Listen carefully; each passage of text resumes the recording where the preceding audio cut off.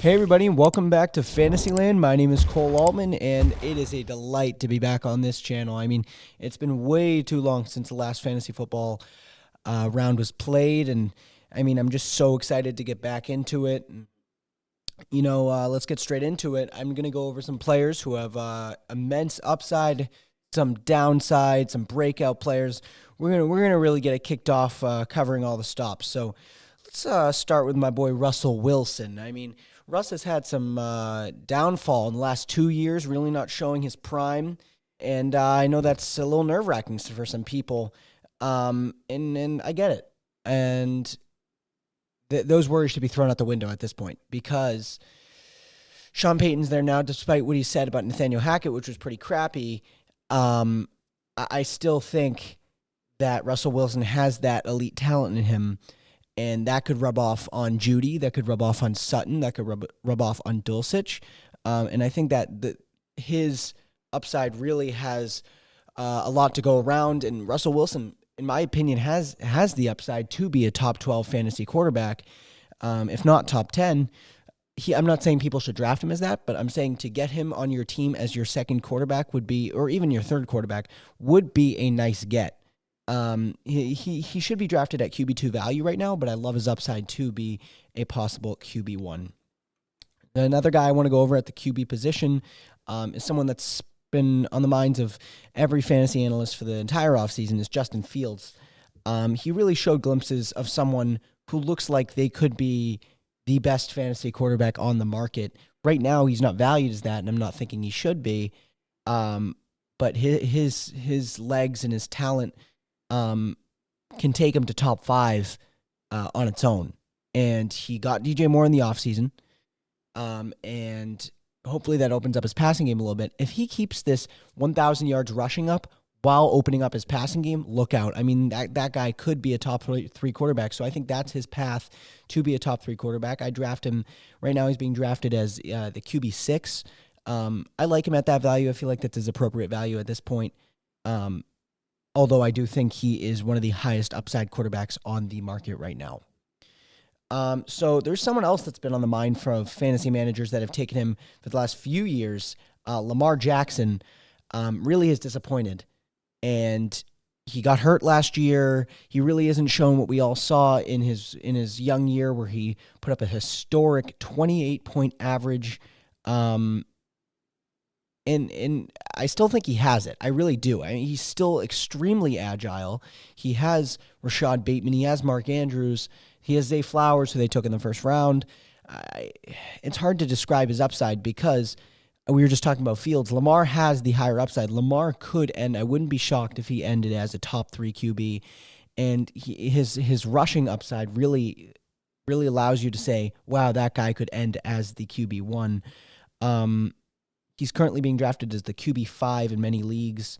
I love him at that value. I would take him all day at that value because I feel like he has the upside to be better than Joe Burrow and maybe even Josh Allen. So I think this is the year Lamar makes his comeback. We can circle back to this in 3 months when he gets hurt again because that's what we all expect to happen. But let's move on to another quarterback that I really love and that I think is actually going to be a fantasy monster this year in Kirk Cousins. He's basically Jimmy Garoppolo, just with Justin Jefferson and maybe a little more talent. Kirk Cousins is really accurate. He's really improving on getting the long ball. A lot of his passes, the majority of his passing touchdowns were 25 yards or longer. They use their running backs inside the 5 a lot. And so I'm really feeling like Kirk Cousins could be a top 10 quarterback especially with Cook gone. They will become more pass heavy. They took Jordan Addison in the first round. All signals are pointing towards them really developing the pass game. Kirk Cousins has the upside to be a top 10 quarterback, and that's what I value him at in my rankings. I have him as 9. So get him on your team. Seriously, just get him on your team. So here's a guy that I feel like we've all been a little wishy-washy on in the past is Justin Herbert. Last year going into the draft, he was the consensus QB2 right after Josh Allen. And I don't see where that value's gone. Like, after one bad year, he's currently being drafted as the QB7. It seems like a pretty hefty drop after 1 year. He just got the biggest quarterback contract in the history of the NFL. He has just gotten another weapon in Quentin Johnson. Mike Williams is still there. Keenan Allen isn't in his uber prime anymore, but he's still a pretty good wide receiver, who honestly is still an elite wide receiver too, by the way. But I feel like Justin Herbert is being undervalued. There's no doubt about it in my mind. And people need to consider him a solid QB1 with top 5 upside, and there's no doubt about it. All right. We are on to running backs, folks. That's what we're going to go on to right now. And I have some bad news. Here's the first low upside player of the day, Jonathan Taylor. I shouldn't say low upside because Jonathan Taylor truly does have a lot of upside. It just, he complained of a back injury. He requested a trade. Jim Irsay really is putting all of his faith in Jonathan Taylor. Jonathan Taylor doesn't really seem to be returning the favor. Yeah, I just don't love him. I feel like the optics don't look great right now. Who knows? He could be the RB1 like he was a year ago. But he's being drafted as the current RB4. I don't love him at that price. I still think he should be drafted as a top 10 running back, and there's no doubt about it. But I love him more as RB6, RB7, RB8 range instead of a top 5 running back. Even though I think he could be a top 5 running back, I don't think it's fair to draft him at that price right now. Let's move on to Saquon Barkley, a guy who, honestly, I have been a little off and on the last few years. I love him now. I think Saquon Barkley has all the talent in the world. He may be one of the most talented running backs in the NFL. And we saw that in his rookie year. He ended the year as RB2, right after CMC, who had one of the best running back seasons and fantasy seasons of all time.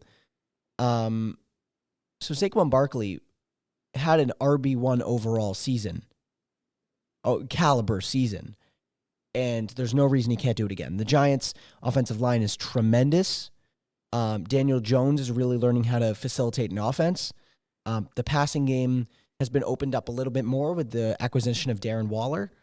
I still think their passing game is pretty crappy, but I think that opening up the passing game and putting an elite weapon like Darren Waller out on that field opens up the run game a whole lot more, and I think that Saquon Barkley, there's no reason he can't be a top 4 running back. And in my opinion, if he ended the year as a top 2, if not top 1 running back, I would not be shocked. So Saquon Barkley is one of my favorite guys this year. I want him on my team. So get him on your team. There's no doubt about it. Another guy that I feel like is set to feast this year, Ramondre Stevenson. Some may say, oh, he's on the Patriots. It's going to be inconsistent. Bill Belichick doesn't like to use players, unless they're James White, doesn't like to use their players consistently, and they're usually not great for fantasy production.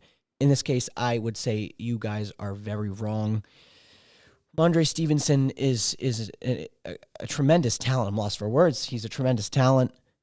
Big running back, bruising running back, getting faster. There's no doubt about it. They use him in the red zone a lot. Damian Harris is gone. That means his red zone usage is even going to go higher and higher and higher. J.J. Taylor, Ty Montgomery, they're not coming in to get anything. So I feel like Ramondre Stevenson right now, he's being drafted as the RB8. That seems like an appropriate value right now. He has tons of upside, so get him on your team, and he should be a lock for 14-plus points every single week. With some big weeks somewhere in there.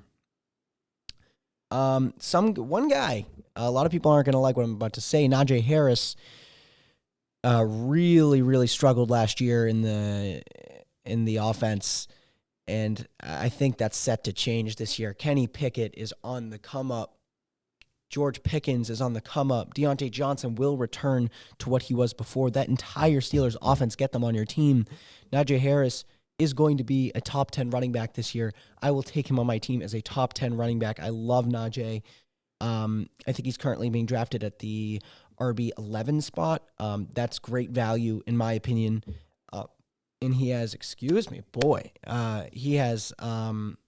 top 8 running back upside. I mean, he ended the year as, I think, RB5 a few years ago. So he still has that in him. Another guy that I just adore, and that might sound a little fruity, but you know what? I love this guy. I've loved him ever since he came out of the draft this year. I mean, he's no Bijan Robinson, but he's still tremendous. Jahmyr Gibbs. Let me just point out to you that you don't draft a player 12th overall in the draft when you already have DeAndre Swift and David Montgomery for nothing. You just don't. It doesn't make sense. You have two solid, actually pretty good running backs that can hold up your team, especially a team that has some pretty great passing weapons, even though Jameson Williams is going to be out for 6 weeks. You got Amon-Ra. You got DeAndre Swift, who's tremendous out of the backfield. And I just don't get it, why they did it. But you know what? They did it for a reason. You saw the video of Dan Campbell and the owners in the draft room. They were jumping for joy. There's obviously a reason for that. So Jahmyr Gibbs is currently being drafted as the RB17. That may be the best running back value, right next to Isaiah Pacheco at the RB26 spot in the draft right now. Get Jahmyr Gibbs on your team, and you will reap the rewards. He has top 10 running back value in PPR leagues easily, in my opinion. And if you can get him at the RB17 spot in the RB17 price in auction leagues, his keeper value could be uncanny. So, I mean, another guy I just want to circle over real quick, Cam Akers. He has been an immense disappointment the last few years. I think that might be set to change here. I really do. The stars seem to be aligning. Matt Stafford is getting older. His arm's not as great. His neck's not as great. The Rams passing game, they still have Kupp, who's obviously a star. They got Higbee, Van Jefferson. So you really got a lot of passing weapons to open up the offense there. And I feel like that they could use the passing game as more of a decoy this year. It's Akers' final contract year. They're going to run him into the ground. They want to get all they can for him. And I think that Cam Akers isn't going to be the most efficient guy out there, but his volume, I wouldn't be surprised if he was starting to get 18 to 23 carries a game, almost a lock for a touchdown every week. In my opinion, he's a solid RB2 with upside for low-end RB1 production. All right, we got another negative here, a rare negative on this channel. Boy, I'm being very positive today. But you know what? You always gotta balance it out, you know? So, Ken Walker, I loved him last year, wanted him on my team last year, and it's pretty rare that I love a guy one moment and then the next season, I really just don't enjoy seeing their name on my rankings. He's currently being valued as the RB14. I think that is preposterous. At my rankings, I have him as the RB19, and honestly, I think that's a bit generous. I'd put him in the class of James Conner, Dameon Pierce, Isaiah Pacheco, even though I think Pacheco's probably better. In the class of those guys, I would put him in. I'm not a Ken Walker guy this year. I think that if Charbonnet goes down, then maybe that RB14 value is fair. But that leads me to my next point, that Charbonnet is someone you want on your bench. If you can get him for $1, $2, $3 in the auction, maybe not $3, but $1 or $2 in the auction, Charbonnet has not only tremendous handcuff upside, but he could just emerge as a 1A, 1B kind of thing. And they drafted him for a reason. Charbonnet is going to be a great player in the NFL. He's pretty quick. He's pretty sleek. And Charbonnet is going to be very, very good. All right, ladies and gents, we are on to our wide receiver portion of the show. There has been some concerns over at Cooper Kupp and Davante Adams. The reason being that Matt Stafford really isn't a safe bet for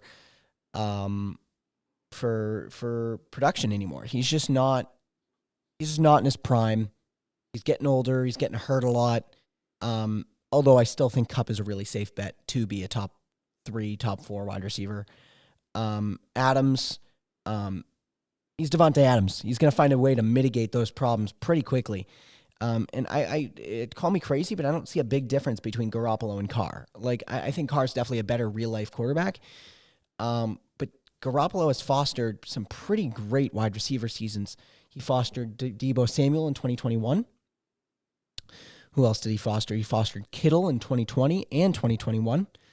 And Ayuk had some pretty good games here and there. So Garoppolo shouldn't be undervalued. I don't get it. He's still a good quarterback. Not in real life, maybe not, but he has the arm and he has the optics to provide for those guys. And I still think Devontae Adams is going to be a solid wide receiver 1. I don't think he's going to be wide receiver 3 like he was last year, but I still think he's wide receiver 5, wide receiver 6. He ends the year as that.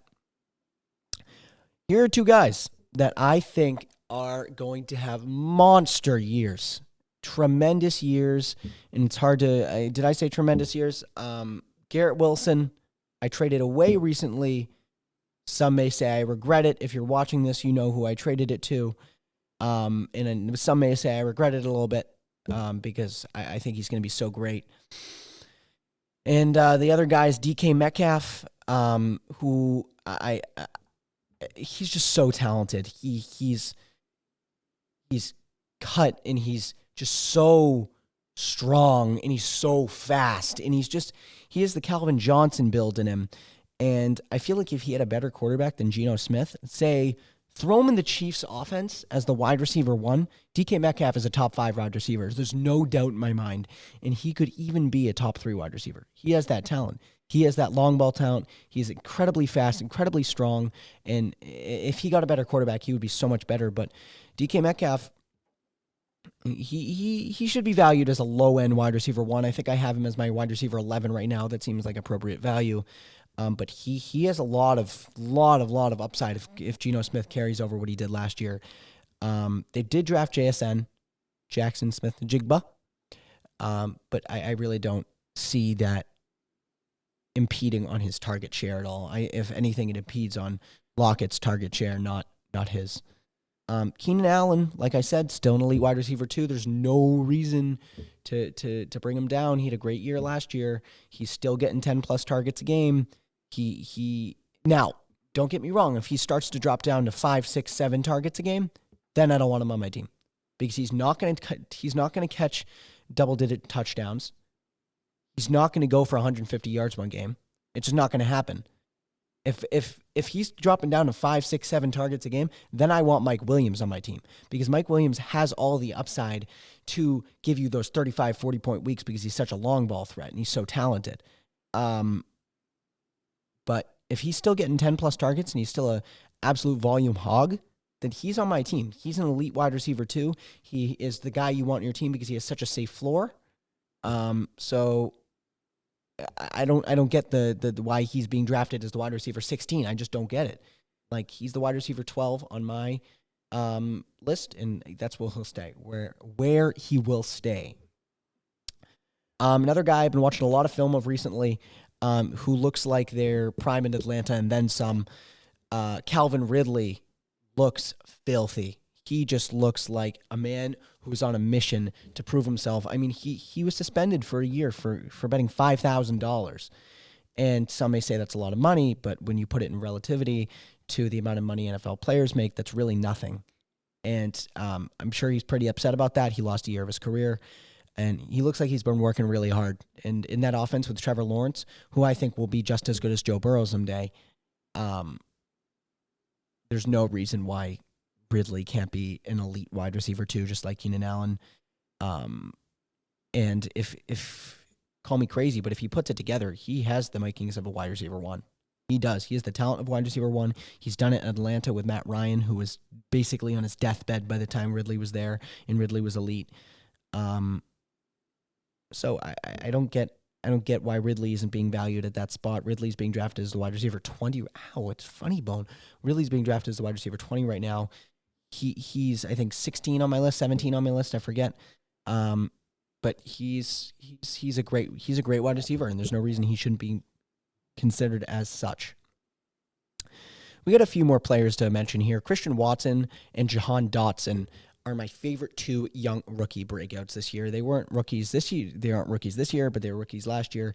It's always a safe bet to bet on second-year wide receivers, as we've seen Jefferson. I was about to say Chase, but Chase did it in his rookie year. But Jefferson, Chase, even Tyreek Hill did it in his second year. So it's really safe to bet on second-year wide receivers. That's why I think Garrett Wilson's going to be so spectacular. And even guys like Treylon Burks and George Pickens, they're going to be spectacular. They have so much upside. They're so young. They're so talented. And my phone just turned off. That's annoying. So Christian Watson, 6'4", extremely fast, has that also Megatron build if he gets a little bigger. Jahan Dotson, absolute touchdown monster in that offense. Sam Howell is definitely a better quarterback than whatever schmuck Taylor Heineke was throwing to him before. And I think that offense could feast. I really do. I think McLaurin could be back. I think Dotson could be a solid wide receiver too by the end of the season. If all goes correct, I don't think he is wide receiver one upside this year, but if you can get him at the price of a flex in auction leagues, especially if you can get him at $5-10, he really does have a lot of keeper value. And the last three players I want to mention one is DJ Moore, and DJ Moore is being criminally slept on. He's really the only offensive weapon in that offense, in that Bears offense, besides Cole Kmet. But whatever about Cole Kmet can't hold DJ Moore's jockstrap. He's a uber wide receiver one in real life. I'm not saying he's a wide receiver one in fantasy, although he could be, but I see him realistically being more of a high-end wide receiver two. But Justin Fields really has no one else to throw to. So he's probably going to be a volume-based wide receiver too, and he should catch a lot of long touchdowns. Justin Fields did throw some range last year. We saw some clips of him throwing in N'Keal Harry. He made the best out of his situation. So DJ Moore is really set up for a strong 2023.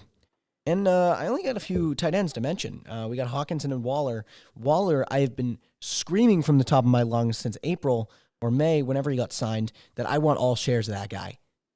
He is the number one offensive weapon in that offense, wide receiver, tight end weapon. Obviously, we're not including Saquon. But Waller, he's elite. He's an elite player. He runs his routes like a wide receiver. He has the size of Travis Kelce. He has the speed of a wide receiver. I just really wish he got the respect he deserved. I mean, he has some catching the ball issues. He has hands like bricks, but that's fixable. That is definitely fixable. And I think that we could see a special 2020-2021 Raiders-esque year from the New York Giants tight end Darren Waller if everything goes correct. That is going to do it, folks. I mean, this has been a lot of talking. It's been 23 minutes. I haven't had a sip of water. And you know what? We're going to be back soon. I'm gone for a week, and then we're going to be back soon. So thank you all for tuning in today. Quick episode here. But you know what? We'll be back, and this is just the start of it all, folks. It's going to be a great fantasy season. A lot on the line here. A lot of players under pressure. A lot of big explosions. A lot of uncertainty. So it's going to be a good season. Thank you for joining me on Fantasyland.